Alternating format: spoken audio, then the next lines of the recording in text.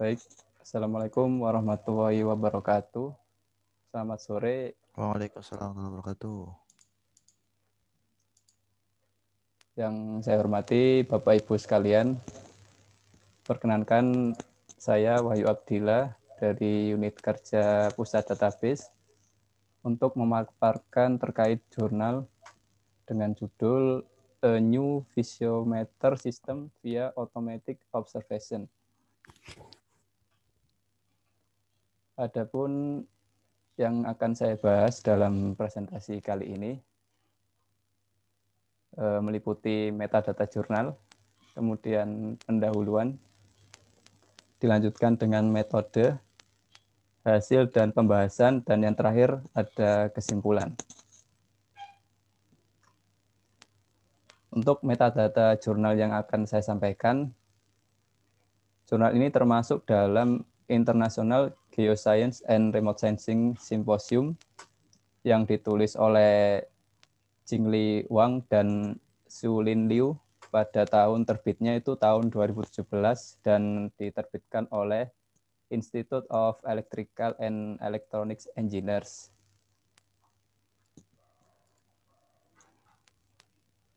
Kemudian pendahuluan, pada penelitian yang dilakukan oleh penulis ini menjelaskan bahwa visibilitas adalah salah satu elemen observasi meteorologi dasar yang memiliki dampak yang signifikan terhadap berbagai kegiatan, terutama pada bagian transportasi udara di komersil pesawat.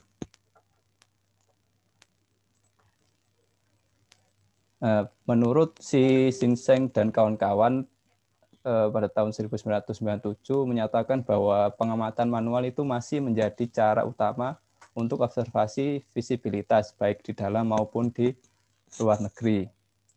Namun kita ketahui bahwa pengamatan manual itu terdapat faktor human error. Selanjutnya, menurut Griggs dan kawan-kawan, scattering visibility instrumen yang saat ini itu banyak digunakan masih memiliki standarisasi yang rendah dan kurang objektivitas. Untuk itu, penulis melakukan penelitian untuk merancang sebuah alat digital, alat ukur visibilitas dengan nama Digital Photography Visiometer System atau disingkat dengan DPVS.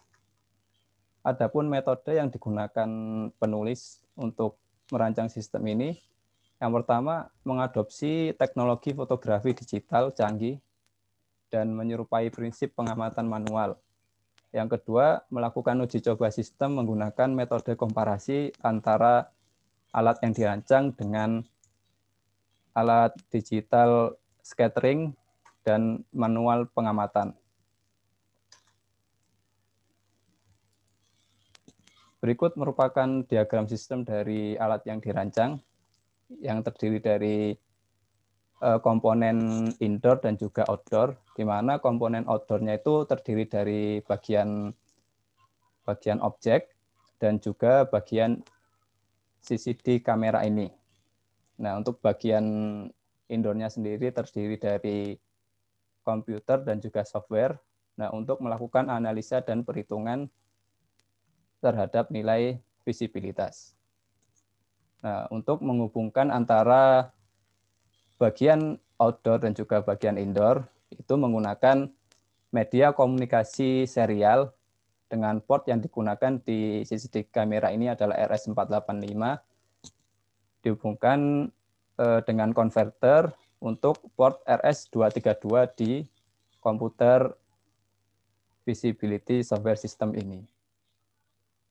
Adapun tampilan CCD kamera yang diinstal di outdoor tampak pada gambar di samping berikut.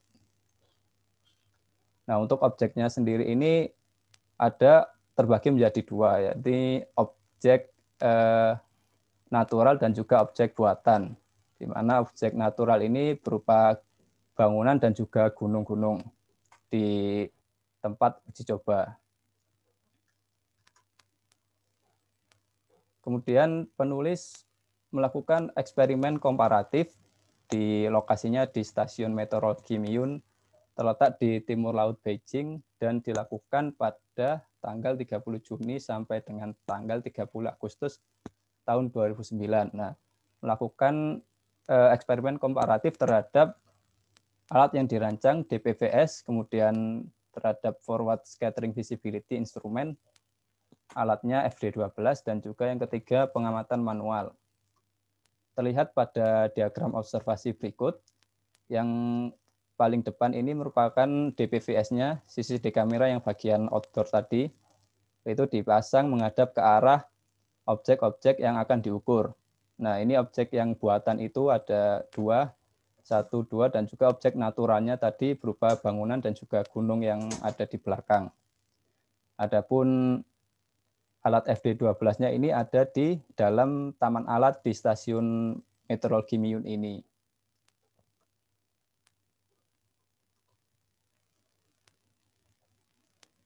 Hasil komparasi yang didapatkan oleh penulis, yang pertama adalah kapasitas curah hujan yang diakumulasikan setiap jamnya.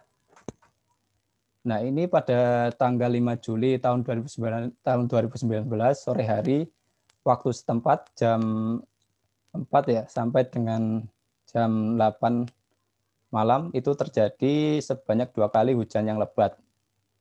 Ini diakumulasikan pada jam 18 ini sebesar curah hujannya ada 11,1 mm, dan yang kedua pada jam 8 dengan akumulasi curah hujannya itu 20,9 mm. Adapun perbandingan visibilitas antara alat yang dirancang DVPS, kemudian FD12 dan observasi manual selama hujan tampak pada grafik berikut, yaitu grafik perbandingan visibility terhadap waktu. Nah, dapat kita lihat bahwa penurunan nilai visibilitas akibat kedua proses hujan lebat ini itu diketahui berbeda antara satu sama yang lain, antara alat yang dirancang dan juga FD12 dan juga pada observasi manual. Tampak pada jam 6 ya, jam 6 sore ini saat itu terjadi hujan dengan akumulasi 11,1 mm. Untuk alat DVVS sendiri itu nilai visibilitas yang terukur mengalami penurunan secara perlahan. Nah, untuk FD12 sendiri dia penurunannya sangat cepat, dapat dilihat untuk FD12 di garis warna biru. Nah, kemudian pada jam 8 malam, pada saat curah hujan akumulasinya 20,9 mm, itu kita ketahui nilai visibilitas yang terukur oleh alat FD12 juga mengalami penurunan dengan signifikan secara perlahan. Namun untuk pengamatan secara manual itu tidak ada penurunan pada saat itu, seperti terlihat di grafik berikut. Nah, untuk FD12 sendiri cenderung naik, tapi naik secara sedikit. Nah, untuk perbedaan antara nilai visibilitas antara ketiga alat ini itu diakibatkan karena perbedaan prinsip pengukuran antara alat DVPS dan pengamatan observasi itu berbeda dengan prinsip pengukuran pada alat FD12 ini. Nah, namun ada perbedaan juga tadi pada jam 8 kan. Ini antara DVPS terhadap human eye ini pengamatan manual, padahal prinsipnya ini menyerupai, namun masih terdapat perbedaan. Nah, hal itu disebabkan oleh adanya faktor human error pada pengamatan secara manual. Seperti itu. Nah, kesimpulan untuk penelitian yang dilakukan penulis, yang pertama, saat terjadi hujan deras dalam waktu singkat, nilai visibilitas dengan semua metode pengamatan yang berbeda itu menunjukkan tren yang menurun. Kemudian nilai visibilitas instrumen FD12 menurun dengan cepat seiring dengan peningkatan intensitas curah hujan. Sedangkan untuk alat yang dirancang dan pengamatan manual itu berfluktuasi secara perlahan. Dan yang terakhir, selama periode hujan lebat tersebut, nilai visibilitas oleh DPVS relatif lebih dekat dengan observasi manual, sedangkan FD12 tercatat lebih rendah.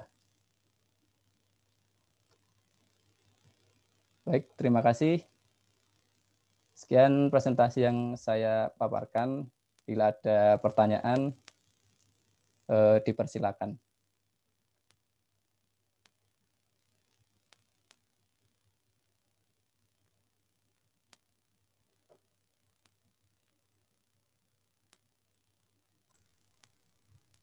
Baik, apakah ada pertanyaan?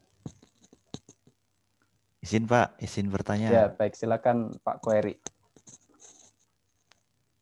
Bisa ini Pak, lihat tadi Share screen ya? presentasinya lagi. Ya. Ya, sebentar Pak. Sudah Pak Koeri? Ya, lihat di ini Pak, tadi di slide yang hasil ini ya, pengujiannya itu ya mungkin. Sebelum kesimpulan. Ini ya. Ya. Ya, Nah, ya silakan ya. Pak Koeri. Nah, itu kan kalau ini ya, dari kasat mata gitu ya, yang terlihat di grafik yang visibility ini kan kayak bedanya tuh menurut saya ya, lumayan jauh ya Pak. Antara ini, Antara alat DVPS, FD12 sama observasi manual tuh kayaknya perbedaannya ini ya.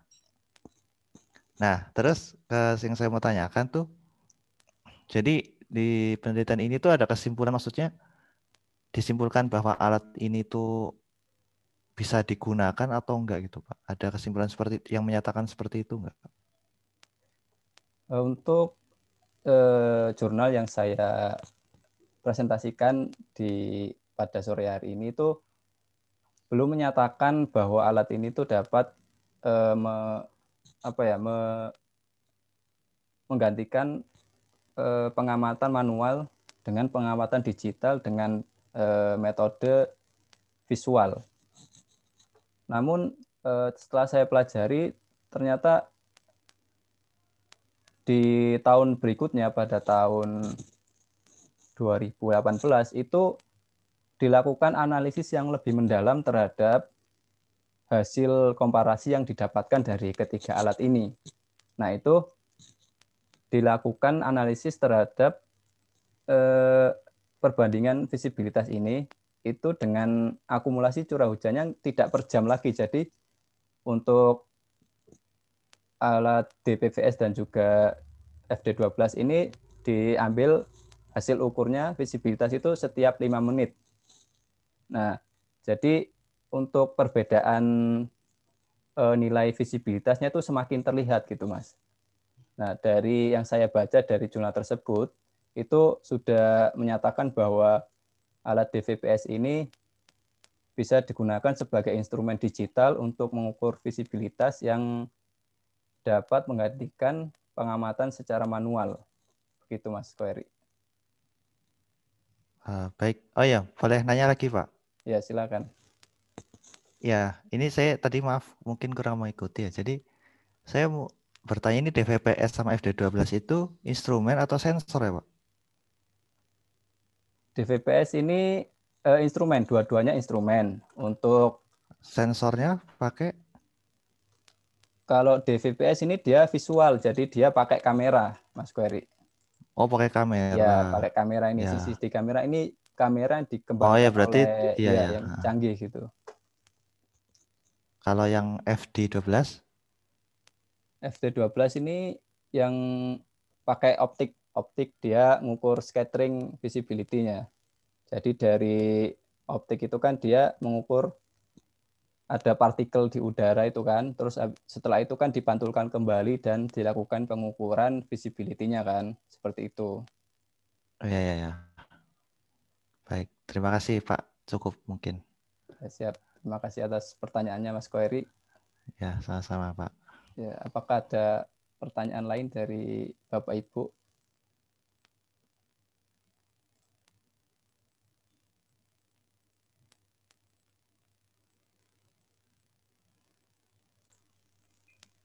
Baik, apakah ada pertanyaan lagi? Alasan Anda memilih jurnal ini apa ya? Oh, baik, pertanyaan yang bagus dari Pak Riza Amrullah. Jadi alasan saya untuk mereview jurnal ini, yang pertama adalah pengembangan dari alat ini itu udah dilakukan sejak tahun 2014 sampai dengan tahun 2018, di mana itu dikerjakan secara bertahap dari perancangan instrumennya sendiri, kemudian uji coba dan analisisnya itu dilakukan secara bertahap. Kemudian juga jurnal ini tuh diterbitkan di IEEE ya, jadi sangat menurut saya jurnal ini tuh sangat apa ya, sangat kredibel tentang terkhusus tentang instrumen Mas Riza. Dan juga ini jurnalnya juga 5 tahun terakhir ya, jadi masih terhitung baru. Seperti itu Mas Riza, apakah menjawab? Ya sudah, terima kasih. Iya, baik, terima kasih Mas Riza. Baik, sekian presentasi yang bisa saya sampaikan. Kurang lebihnya saya mohon maaf. Saya akhiri. Wassalamualaikum warahmatullahi wabarakatuh.